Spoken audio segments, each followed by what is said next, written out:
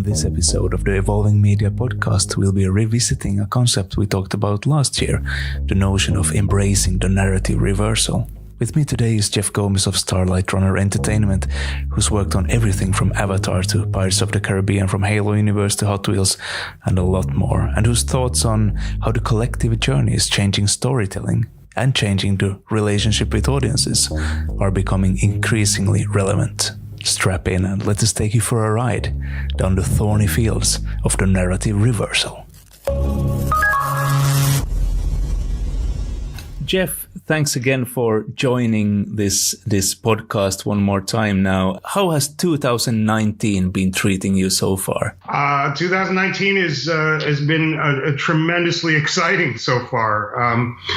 We've started on a project with a Japanese partner working on Ultraman. I'm so thrilled to be able to announce it. That's a Japanese superhero character with 50 years of history, and he's hugely popular in Japan, but not that well known elsewhere in the world. So our job is to make the world excited about this superhero character. It's lots and lots of fun. I'm excited already. So you got one person on board at the very least. Now, the reason I'm so happy you're back on the podcast is because I've had several people asking me about the thing. One thing that we touched upon in our last podcast, which was in late November last year, and that's a narrative reversal that is an integral part of the collective journey that we've been talking about. So just to recap, the narrative reversal, if I got it right, it's when you find yourself at odds with your audience and, more importantly, perhaps your fans even, and they got some sort of oppositional view of the stories and the narratives that you want to tell them, the content you put out, etc., that the things that you are trying to get them to embrace. And key for you as a creator and a producer is to not go into defense mode, not to alienate these fans, but just to listen to them and to accept that the fact that there will always be opposing views and other opinions about what you created, and that these opinions might be valuable, and at the very least they are deserved to be heard and recognized, and they might in the long run even impact how you view the narrative yourself sometimes. To just make it a tiny bit more concise, the concept is embracing the narrative reversal.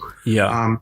We all fear being criticized. We all fear that our stories or our messages or our brands could be attacked. So this is a strategy to design your story to be able to acknowledge criticism and counter narratives, to correct misperceptions and validate your audience's participation in dialogue.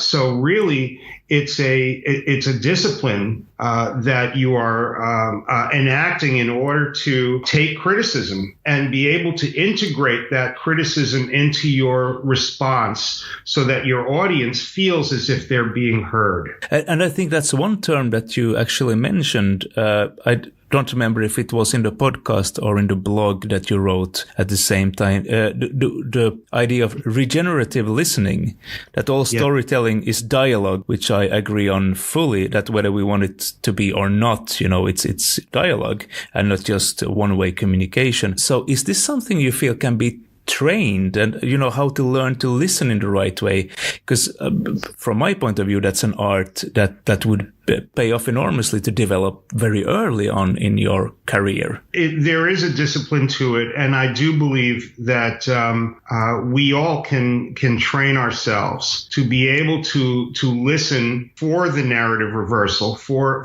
criticism, and to be able to respond to it in ways that are not just productive, but of great benefit to ourselves, our story, and our audience. But how do you identify when you are up against an instance of the narrative reversal that you would be well off to embrace? That's a great question, and my answer is not just with regard to Disney Lucasfilm. It's for all of us. That includes we who post on Facebook, and it includes corporations who are posting on behalf of brands, any kind of messaging. There will always be a smattering of naysayers. There will always be someone who will pick at your story or doubt your story or things like that.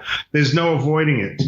So the way to identify that you're up against an instance of the narrative reversal has to do with resonance in their comments. So are there repetitions in what is being said? Are there patterns to how these comments are spreading across social media and in the mainstream media? If you are seeing those resonances, those repetitions and patterns, you might want to prepare to deal with that and not ignore it and not necessarily fight it. Also, Simon, I think that you have to detach yourself from your brand, your art, your story, your message, and look at what they're saying. And you have to be honest with yourself. Do they have a point? Are they making a valid point? Okay.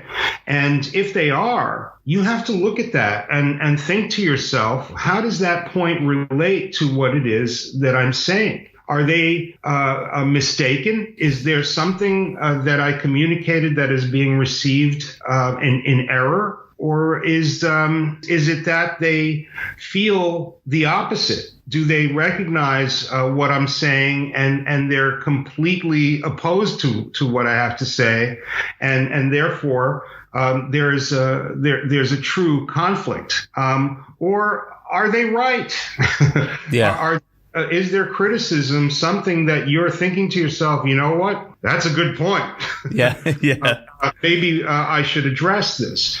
So those are three different kinds of ways that you can objectively absorb in terms of the narrative reversal. And there are three different ways to respond in kind. In terms of the narrative reversal, when you're seeing these resonances and patterns and they're criticizing you and they're mistaken, that's easy, because all you have to do is say, hey, I hear you, and this is a misunderstanding, and maybe I haven't communicated clearly enough, so I'm going to clarify the thought. I'm going to add on top of the work what it is that the intent was, so that you get it. And so there is the audience feels validated for raising the point, and they feel mollified because you have addressed the point,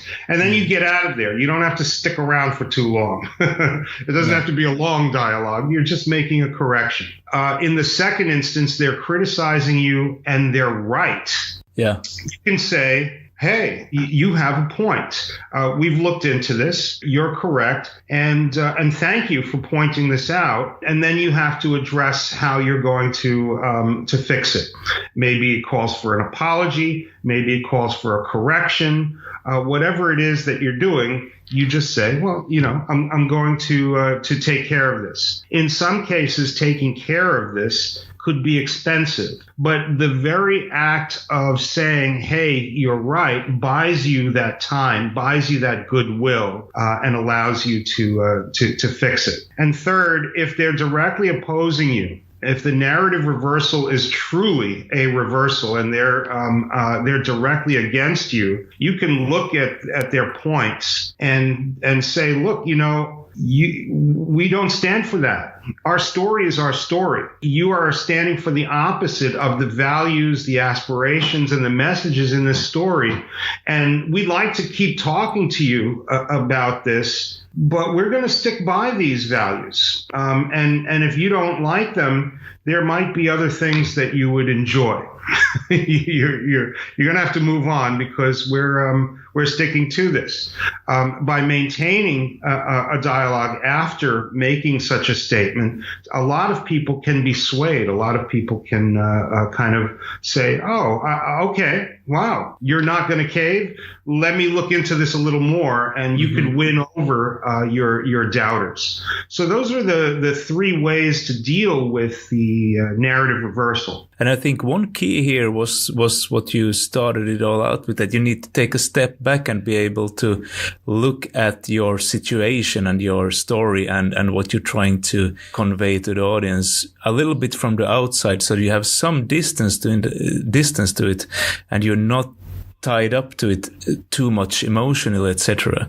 That might be, if you look at the different roles within something that is rolling out, you can be a creator, you can be the producer, you can be the distributor, you can be in a lot of different roles and face this narrative reversal. So what do? Do you revert back to the original creator, or is it, some sort of, is it an organizational issue, or does it go back to the producer, the distributor, where do we start this discussion from? With Starlightrunner, a part of our job is to fundamentally understand the messages in the brands and intellectual properties that we're helping, that we're representing, that we're developing.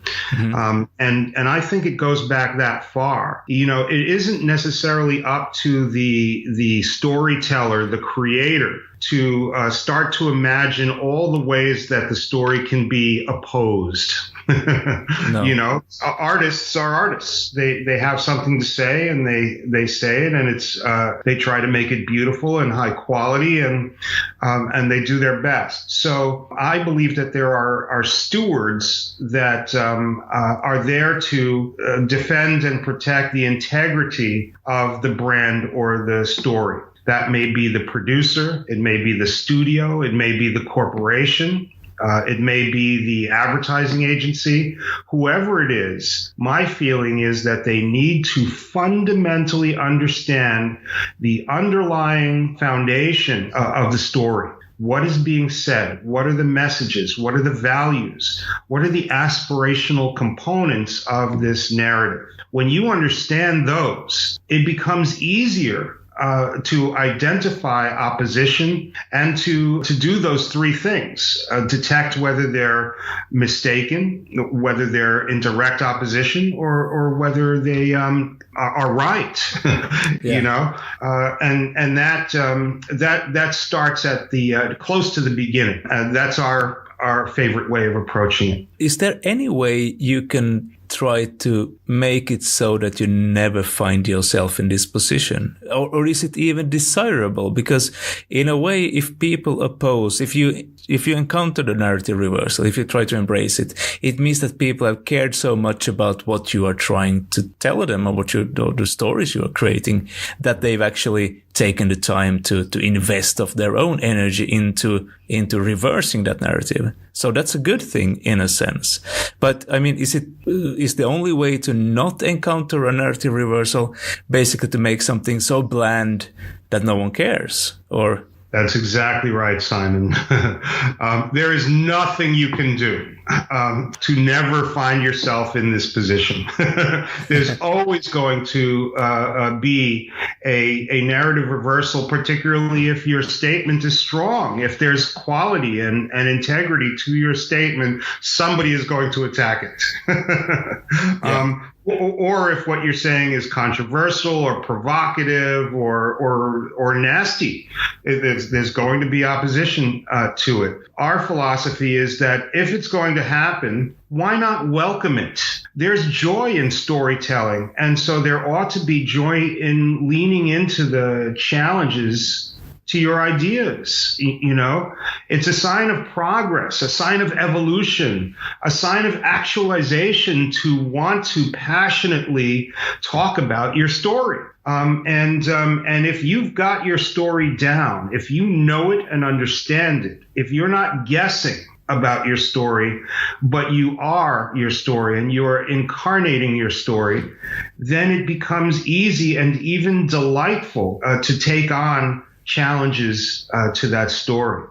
Simon, frankly, I think if more of us did that, if more of us took that attitude, there'd be so much less polarization in the world, so much less vitriol. The engagement becomes fun and passionate, and yet we can separate ourselves from the story to the point where we're capable of holding the opposing view in our mind, or even several views that are perhaps oppositional or different, and hold them in our minds and be at peace with that. That's a concept that we at Starlightrunner call the integral mind, integral thinking. To be able to consider the opposite of what we're thinking and not panic. I absolutely agree that if we would get more used to facing the narrative reversal, if we would be able to hold more differing viewpoints in our minds, then everyone would be better off. The discussions, the debates would be so much more fruitful. We would end up somewhere else than just contradicting each other. Now, when I was thinking about narrative reversal examples, I landed on what I had encountered that struck me as the most blatant ones. I landed on Reddit, which I think is the third or fourth most visited website in the US at the moment, with something like 400 or 500 million registered users, and it's a global phenomenon, etc. And they have their AMA sessions, their Ask Me Anything sessions that a lot of people have done. You know, everyone from Barack Obama to Donald Trump to Bill Gates, etc. Anyone who is interesting in and of themselves or have something interesting to say can go to an Ask Me Anything session, where it's open season on these persons for the time they have allotted for their Ask Me Anything session. Of course, they can choose which questions to answer, but the good thing is to be a good sport and to answer as many questions as possible. Now, having experienced that myself and been asked some pretty strong reversal questions, I empathize completely. and you know, the most blatantly catastrophic example of an AMA that went wrong was Woody Harrelson back in 2013, because his film Rampart, staple of any moviegoer's diet, I'm sure, was coming out, and someone from the marketing department had the great idea to host an Ask Me Anything session to market the film, which is not a bad idea since a lot of films do it. But usually it's a good idea to have the actor, him or herself, actually participating. So what we had this time around was some marketing professional doing the AMA, but pretending to be Harrelson, which was, of course, a catastrophe. You know, people started confronting this alleged Harrelson with inappropriate behavior, and the PR person was quite naturally quite baffled and scared and panicked, and went with the blanket response to everyone that, hey, let's stick to questions about Rampart. And, you know, 6 years running, this has become a meme of itself. When someone doesn't want to answer a question, the answer is invariably, let's stick to Rampart. So last year you had Seth MacFarlane, who was almost in the same situation. And I noticed it since I was helping host an AMA myself at the exact same moment. So he was setting up an AMA session, prefaced it with, for the next 30 minutes, I'm answering as many questions as I can about The Orville. Ask me anything. A new episode of The Orville is on Sunday on Fox, and a link to a trailer on YouTube. And it rapidly became very obvious that it was some marketing intern that was running the Ask Me Anything session and had no clue about any of the questions that people were asking. So tellingly, the most upvoted question was from a user called S13B23, who asked, are we going to talk about Rampart though? So the Reddit moderator stepped in, and the sticky comment on top is them saying, hi everyone, this one is a bit of a mess, we know. Looks like a lot of detail got lost as we set this all up. Fortunately, Seth is a good sport. He is apologetic about screwing this up and is going to give it another shot, try to not give him too much crap. And half an hour, he hosted another Ask Me Anything session himself, which was extremely well received, was top 10 of all AMAs that year, 20,000 upvotes, 4,000 comments. The title was I'm Seth MacFarlane, back from you and better go at this AMA thing. What you're talking about hits at the core of being able to embrace the narrative reversal and effectively, and that is authenticity. And we as storytellers or the stewards of these narratives just have to be authentic. Now, some people equate authenticity with being factual, and that is not necessarily so. I think even the most ardent fan of President Donald Trump would say, well, he doesn't tell the facts all the time, but he is always 100% emotionally authentic. He is present and he is expressing exactly how he feels, and I respond to that. I like that he is emotionally authentic, and that would allow for him to say virtually anything he wants. So when you're on the Reddit and you're not the person that you're pretending to be, that's truly inauthentic, and it will almost immediately be detected. We have, the hive mind is too sharp, too brilliant, and they will figure it out rather quickly. I think both of those examples that you cited have to do with being present and authentic, if not factually, at least emotionally. And that takes some training. You need to practice that to not revert back into a role or not revert back into your professional role or some other safe ground, but to actually be present and to actually be authentic, right? It does. It really does, and it takes commitment and it takes practice. I really feel that marketing people, advertising people, the people who are there to represent our narratives, they really need some training in the embrace of the narrative reversal. There are still too often, I feel, mistakes are made. There is a United States representative, Alexandria Ocasio-Cortez.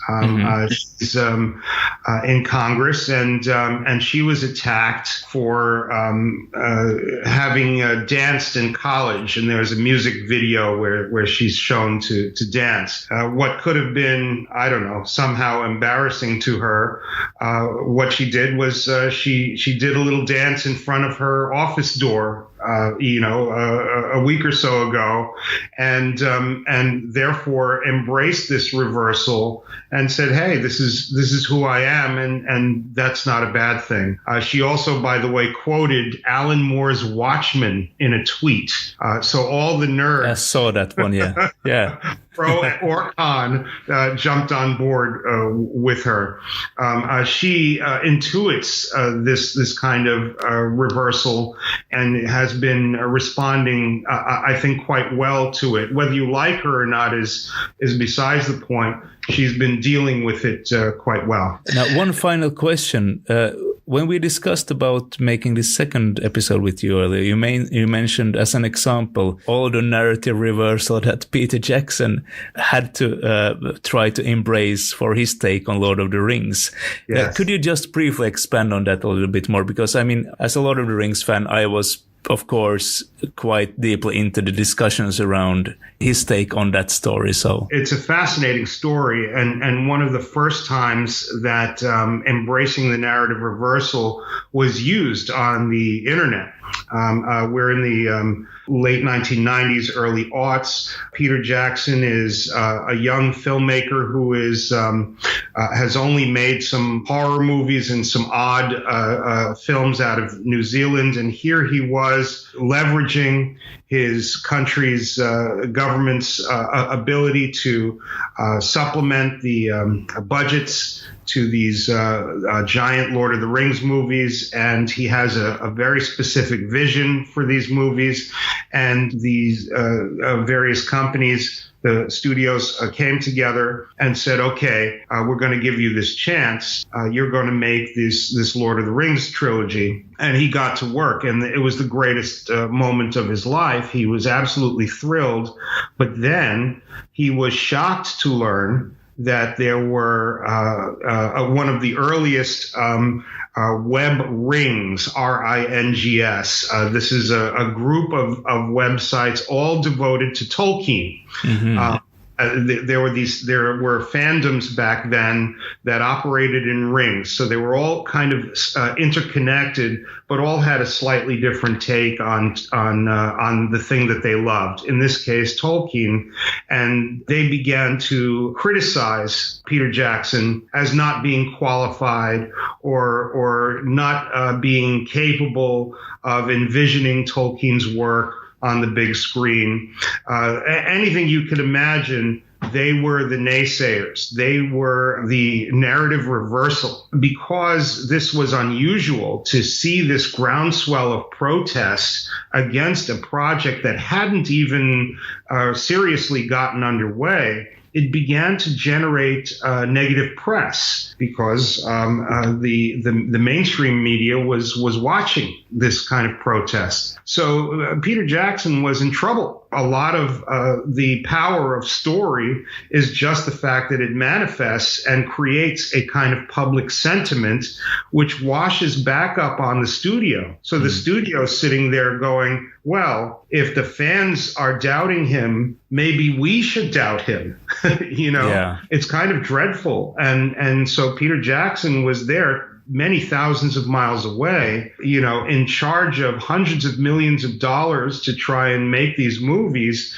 And he sees that the faith in him is eroding, not just by the fans, but by the people who gave him the money. He did something that is almost counterintuitive today, which is he started to email these Tolkien fans and saying, well, so what are you doubting? What's the problem? He was himself and he was authentic and genuinely curious about, he was trying to put his finger on it because it seemed so nebulous. And the fans were shocked because in that day and age, the idea of being contacted by this, big time creator was so rare and so unique that they kind of, were pleased. And so they were honest with him and they said, look, you're not going to get into the detail. The Lord of the Rings was informed by this tremendous history and this research that Tolkien did and this design sensibility and all that sort of thing. And so what Jackson started to do was to email JPEGs of the things like the sword hilts and all the props, images of the props and things like that. And he says, well, what do you think? And the fans went crazy. They were thrilled. They felt validated for their concerns and celebrated for participating in the conversation. That ring formed a single website called onering.net, and they became the most ardent champions of Peter Jackson's work. They were thrilled to be in constant contact. They would get some exclusive materials almost every couple of weeks, and then representatives of the onering.net were actually flown at Peter Jackson's expense to the set to actually see firsthand what this is. What wound up happening is that the onering.net, realizing that fantasy movies were not very successful in recent years, decided to help the media understand what a hobbit was, what the ring was about, what the world, the world of Middle Earth was all about. So that the public, the mainstream public, can become familiar and intrigued and interested in the Lord of the Rings. So they moved from being harsh critics and potentially inflicting catastrophic results they moved, because Peter Jackson embraced the narrative reversal, they moved to become apostles. They went out into the world and helped the entire planet to understand and become excited for the Lord of the Rings. And that is truly an example of Peter Jackson embracing the narrative reversal. In that case, it was him personally, the storyteller, as opposed to the studio, which didn't even understand what was going on. Yeah. And achieving tremendous success. So not only embracing the narrative reversal, but basically converting your antagonists or the contentious fans to your cause. So that's admirable. It is one of the most powerful outcomes of embracing the narrative reversal. And that can happen quite frequently if you're sensitive, if you're authentic, and if you validate and celebrate this participative aspect of storytelling. I mean, there's nothing people want more than to be recognized, and especially if it's about something that they care deeply about, then the recognition is even more valuable. 100%. It's still the most rare thing in the world to be genuinely heard, to be listened to, Simon. And that is at the core of any fandom. When I'm a fan of something, it's because it's almost as if the story has heard me, has seen into my heart, and therefore I love it. And you can maintain that relationship if you're a good storyteller by continuing to acknowledge those resonances. And that's where these huge franchises kind of continue for many, many years. There is that kind of bond, that relationship. And it's a lesson that anyone who has a story to tell really ought to learn. And on that note, Jeff, I think we have to end this podcast because we're running a little bit out of time. This was a genuine pleasure, and I look forward to having you on again in the future because I love these discussions. Jeff, thank you very much for being on this podcast. There's so much more to talk about. I look forward to returning one day soon. Thank you very much. Thank you. Bye.